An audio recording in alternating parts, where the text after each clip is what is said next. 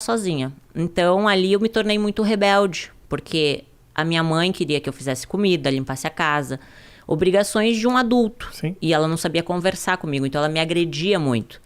Assim, de agressões, assim, de me violentar mesmo, sabe? Com palavras também, palavras que me machucavam. Então, eu nutria muito ódio dentro de mim. Com 13 anos, eu comecei a fumar maconha. Com 14 anos, eu fugi de casa. Vendi todas as minhas fitas de videogame para poder fugir de casa. E peguei todos os ursos e fugi com os ursos. Aí fui para uma vila lá em Porto Alegre. E a minha mãe me achou com a polícia. Daí, quando a minha mãe me achou, ela me disse, agora tu vai morar com teu pai. E eu não conhecia direito meu pai. Mas foi bom, foi um período muito bom. Meu pai é uma pessoa incrível. Aí eu consegui conhecer ele de verdade, né? E acabei tendo minha primeira relação sexual com meu meio-irmão. Porque pra mim eu não conhecia ele. Ele era filho do meu pai, um menino bonito da minha idade.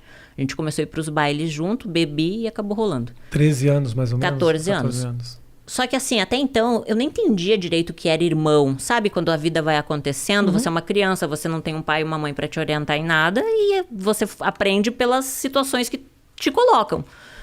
E nem valores, princípios, não existia um direcionamento. Nunca, tipo, alguém disse assim, olha, vai estudar, vai fazer uma faculdade, sabe? Não existiam esses valores. E aí, com 14 para 15 aconteceu isso. Aí, na festa de 15 anos, a minha mãe foi lá e disse, filha, eu te amo, volta pra casa. E eu amava a minha mãe, por mais que ela me batesse, ela era minha mãe, né? Claro, óbvio. E aí, quando eu fui morar com a minha mãe de volta, eu tava no colégio. Um lencinho pra mim aí, ô Matheus. Aí eu tava no colégio e conheci o pai do meu filho. E aí na família dele eu vi a família que eu não tinha. Aquela estrutura familiar de churrasco final de semana, sabe? Os filhos debaixo da asa da mamãe.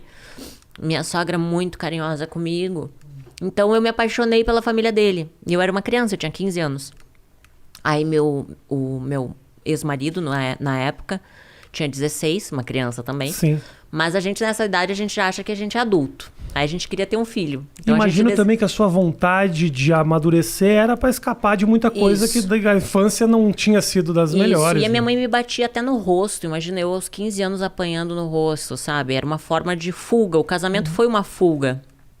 E aí eu me casei achando assim, bom, agora eu vou ter minha casa, vou ter minha família, né? Vou ter o meu filho, vai ser para sempre. Só que quando eu me casei, eu era uma criança. Então, eu morava com a minha sogra e foi maravilhoso. Aos 21 anos, quando a gente foi morar sozinho, eu e ele, a gente comprou um apartamento, eu me vi uma criança cuidando de outra criança, mimada, porque a minha sogra me mimava. Eu não sabia cuidar da casa. Então, eu brigava por causa de um copo de água na pia, uma toalha em cima da cama, sabe? Então, nosso casamento virou um inferno, porque eu não sabia ser uma boa esposa, eu não sabia.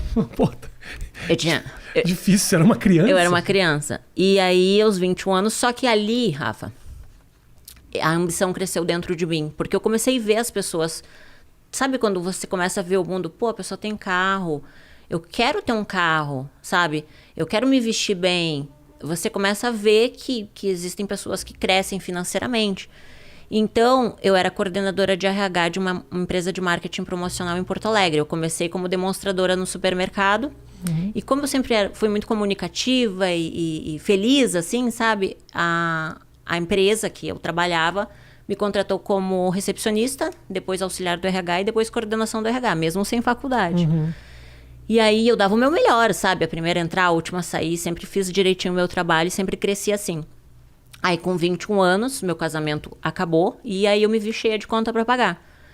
Na época, eu contratava meninas para fazer evento nas feiras. Perfeito. E aí, quando eu falei com uma amiga minha, que eu tava com uma crise financeira, ela disse, olha, eu tenho uma amiga que fechou numa casa noturna e ganhou R$500. Eu disse, pá, R$500? O que ela fez? Ela tirou a roupa? Então eu vou tirar a roupa. Claro.